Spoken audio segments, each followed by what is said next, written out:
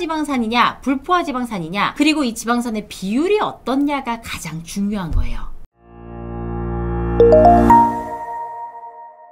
안녕하세요. 내과점의 닥터케이 김지은입니다. 제가 단백질의 중요성에 대한 얘기는 꾸준히 중간중간 말씀드리고 있는데요. 아직은 날씨가 쌀쌀한 요즘 건강을 위해서 보양식으로 오리고기 많이들 드시잖아요. 옛말에 소고기는 줘도 먹지 말고 돼지고기는 주면 먹고 오리고기는 안 주면 뺏어 먹어라, 이런 말도 있을 정도예요. 그 정도로 오리고기가 맛도 영양도 풍부하다는 뜻이겠죠. 그런데 오리고기를 굽다 보면 기름이 유난히 많이 나오는데 다른 고기들과 다르게 오리기름은 먹어도 된다라는 말이 있어서 그런지 오리기름에 야채도 김치도 편하게 볶아 드시곤 하더라고요. 그래서 오늘은 오리고기가 우리가 생각하는 것처럼 다른 고기보다 건강에 좋은지, 그리고 어떤 면에서 좋은지, 그리고 오리 기름까지도 건강에 좋은지 한번 정확히 알아보는 시간을 가져볼게요.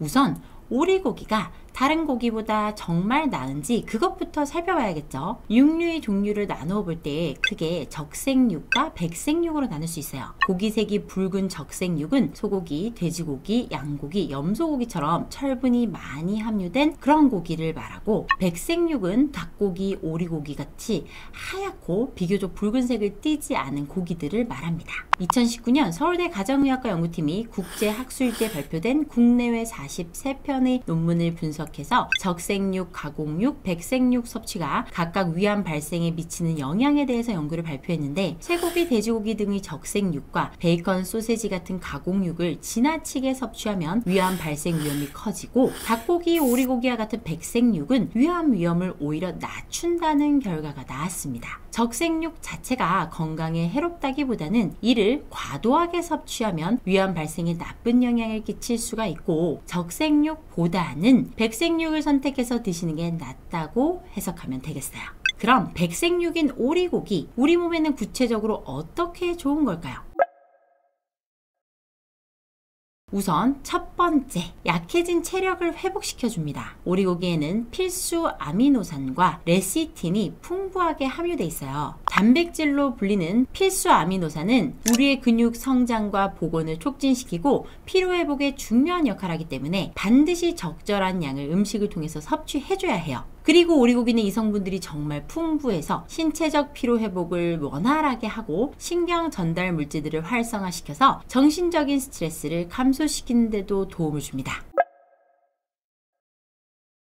두 번째로 혈관 건강에 좋은데, 오리고기에는 혈관을 건강하게 유지하는 데 중요한 영양소들이 다량 함유되어 있어요. 앞에서 말씀드린 레시틴은 나쁜 콜레스테롤이라고 불리는 LDL 콜레스테롤 수치를 조절해줍니다. 그리고 혈액의 점성을 적절히 유지를 해서 혈액순환이 원활하도록 도움을 줘요.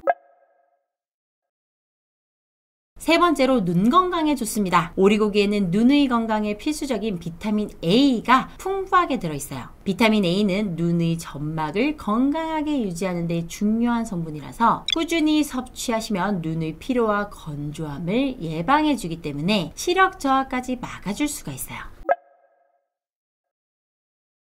네 번째로 피부 건강에 좋은데요. 오리고기는 피부에 유익한 필수 아미노산과 리놀레산이 풍부하게 들어있어요. 이 성분은 피부 세포의 재생과 수분 보유 능력을 높여줘서 콜라겐의 생성을 도와서 피부의 탄력을 유지하는 데 도움을 줍니다.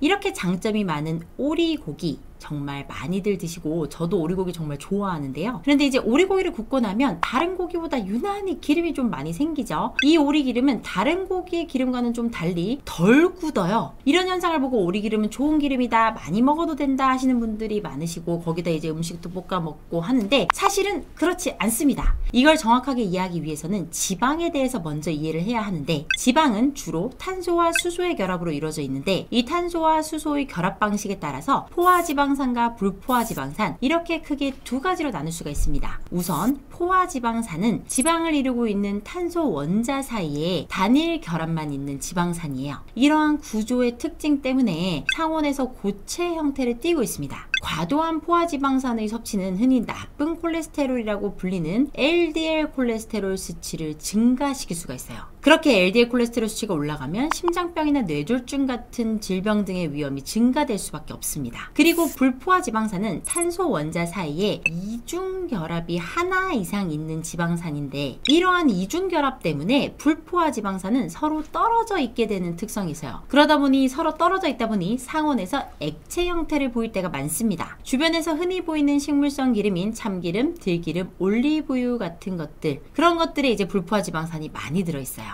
이 중에서 특히 오메가3와 오메가6 지방산은 심장 건강에 좋고 LDL 콜레스테롤 수치를 낮추어준다는 특징이 있죠. 그리고 몸의 염증 반응까지 감소시켜줘요. 오리고기는 상온에서 액체이기 때문에 다른 고기 기름들과는 다르게 건강에 더 좋을 것이다 라고 예상을 하시는데, 오리기름 자체가 고기, 즉 육류에서 나온 기름이잖아요. 그렇기 때문에 상온에서 액체냐 고체냐는 큰 의미가 없습니다. 육류에서 그냥 나온 기름이에요. 오리기름이 상온에서 굳지 않는 이유는 다른 동물성 기름보다 상대적으로 녹는 점이 좀 낮아요. 그렇기 때문에 이제 좀 덜 굳는 건데, 소고기는 43에서 47도, 돼지고기는 38에서 44, 닭고기는 31에서 38도, 오리고기는 14도 정도로 다른 기름보다 녹는 점이 낮은 편이어서 액체일 뿐인 거예요.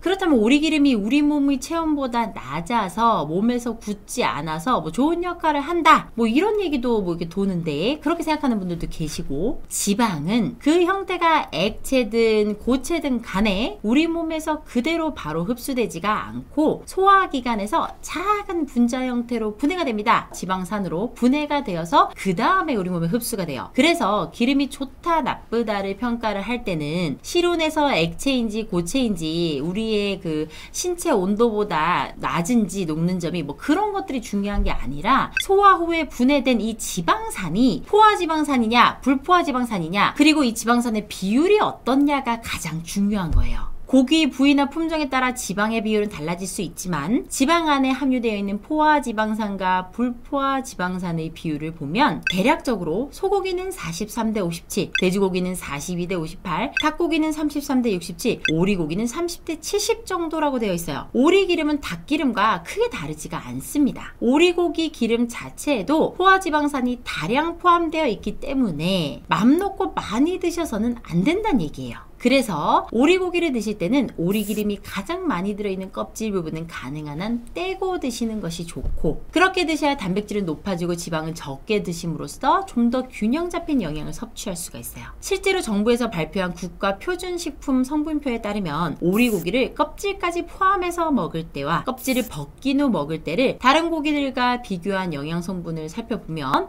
껍질을 벗기고 오리고기를 먹었을 때 총 아미노산 양이 가장 많고 무기질도 가장 많은 양을 함유하고 있다는 것을 알 수 있어요.